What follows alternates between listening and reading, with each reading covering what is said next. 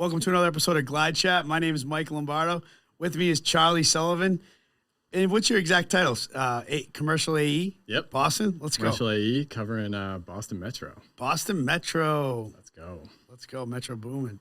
Yeah. I met him at a Celtics game. I know. I've seen that picture. Yeah, That's he's hilarious. cool. Yeah, with all like Steve Aoki and everything. But Charlie, you and I met, man, it's got to be like 2 or 3 years ago now. Yeah, it's been a minute. Yeah, on a long burn, slow burn deal. Yep.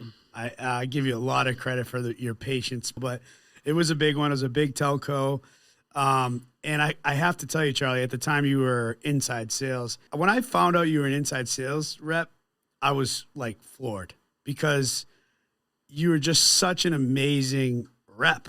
Like you just kept your cool. You were patient. You were communicative to everybody. And I just want to just congratulate you for being such an awesome rep. No, appreciate it, Mike. So how long have you been at ServiceNow? I've been at ServiceNow, I think, coming on 5 years. Yeah. 5 years. Coming on 5 years. It's crazy. Wow. Moved out to Boston for the role. Yep. And been here ever since. And where are you from originally? Cleveland. Cleveland. Yep. Cleveland. Born and raised. Born and raised. Every time I hear Cleveland, I think of the Drew Carey show. Oh, yeah. I don't know why. I just, that's like. Well, he's from Cleveland. He's from, okay. And that song is in the intro. Mm-hmm. Yeah, exactly. Yeah, I've never been to Cleveland. It's a fun town. Yeah. Bit smaller than Boston. Yeah. But it's pretty. It's around the lake. We have an office in Cincinnati. Yeah. Which is like, what, 3 hours? Yeah, it's a big state. It's a Ohio. big state. Yeah. A lot of farms. Mm-hmm. You know, one thing I noticed about you, like I said, you're just an amazing rep, like right off the bat. And I was really just super impressed. And I was really happy to see you continue to get promoted. What goes into being a good salesperson? Yeah. No, especially with early in career sales and going up. And I think one of the main things I learned a number of years ago was learn from the people around you, you know, and kind of build your relationships because those relationships become your network. Yeah. And the network allows you to advance in your career and allows you to keep on learning. Yeah. You know, so it's such a big thing, especially when everything's new to you. Yeah.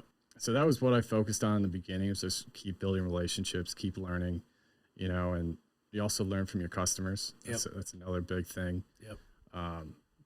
One time a customer told me, he's like, you can't have a conversation with me unless you know my business. Yeah. So I took that to heart. Yeah. You know, and just really studied what they did and took a step back. And I'll tell you, you know, it's funny you say that. As soon as you said that, do you know Sean Baker? Yeah. I immediately thought of him because he is a very large Fortune, I think like 10 customer, and did a whole presentation to GlideFast, not even about the ServiceNow roadmap, not even about the, you know, what our goals are, what the account.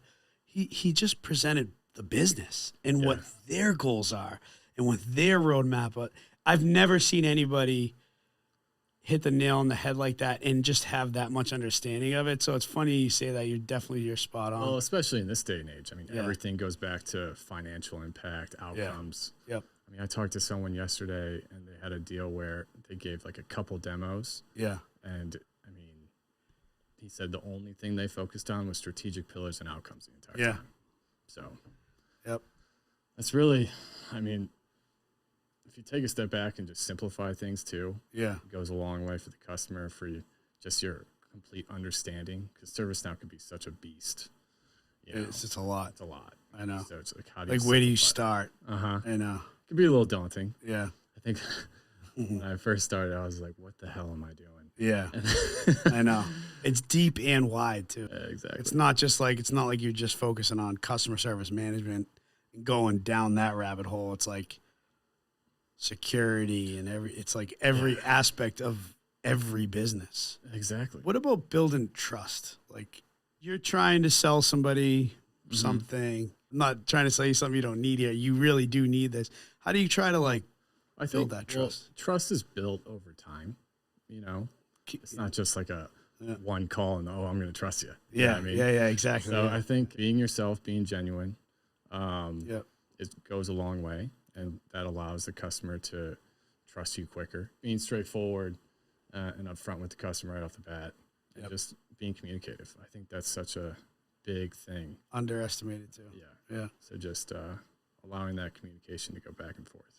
It's funny you said that because, and I went like this because I love this quote. I like made a whole thing around GlideFast around is trust equals consistency over time. Mm-hmm. So to your point, like, one dinner, one handshake, one phone call is not going to build anything, but consistency, being there, and as challenges come up, how you deal with that, like how you deal with conflicts, like, these projects are not easy, right? Mm-hmm. We're digitally transforming large organizations. A lot of them have had the same processes for decades and legacy technology. Nobody wants to change. So these are not easy projects. Like, challenges are going to come up. If I sit here and say, we've never had a issue on a project, we'd be lying, right? Right. And I learned this early on. It's about how you react to the issues that come up.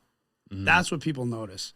If a customer says, listen, I don't like the way this meeting or our daily stand-ups being run, or I don't like the way the status reports are, and if you just like in one ear and out the other, you're not going anywhere. Well, that goes back to just active listening. 100%. One time, early days when I was still architecting, we were re-implementing ServiceNow. It was a super large project at like a Fortune 15 company.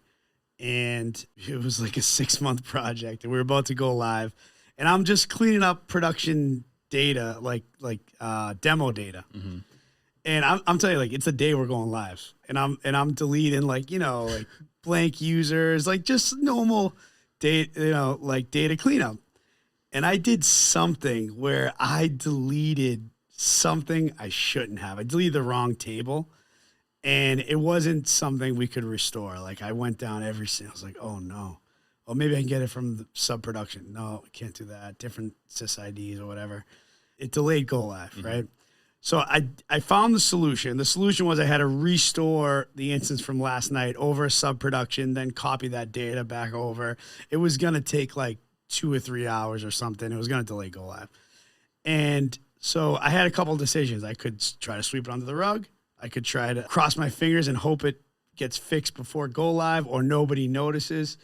Or I took the third option, which I walked right into the CIO's office and told her exactly what happened. And I said, here's the problem. I messed up. I do have a solution, and here's where we're at. Yeah. And I'll never forget. She's like, I want you to remember this moment in your career, because what you just did, you were honest. You didn't sweep it under the rug. You found a solution as well. And you know what? We'll figure it out. We'll get through it. Because I thought I was going to get like fired. I was like a little worried. But I learned it's like, be honest. Sweeping something under the rug and then it grows and it gets worse is 10 times worse. Well, and that goes back to communication. Yep. Being honest. Yeah. I mean, if you're not an honest person, people are not going to want to work with you. If you mess up once with that, it makes it a lot harder to build back the trust. Yeah. Why would an organization want to move off a legacy system to ServiceNow, in your opinion? Well, there's a lot of things. I mean, you see it today with efficiency gains and a lot of people moving to the cloud. And it's really just trying to create that better experience for their end users, whether that's customers, employees. So I think a lot of these legacy systems are outdated. Today's culture, people are moving from company to company all the time. Yeah. So how do we keep them here? Create that experience for them, making sure that they're happy, and the happier the employee, the better results you're going to get from them, the more collaboration you're going to get, and the more business outcomes you're going to achieve from that. So I think it really kind of starts there. I totally agree. Where do you see yourself going in the future? So you've grown right from inside. Were you in ADR as well? Yeah. So I started. Yeah. Started from the bottom. Now we're here. Now we're here. Let's go. Let's go. Where do I see myself going from here? I think it's a process. I think I need to earn my next step in my career. Yeah. So, and I have a lot to learn to get there, but eventually leadership role and growing through the chain that way. A lot of people are trying to get you out of that inside sales. Yeah, right. Yeah. I know that was like a whole thing. And then you had a big deal closing at the end of the year, right? So you had to kind of hang on. There were a lot of things going on. Yeah. So it was just more of patience. And how's it been on the commercial team now?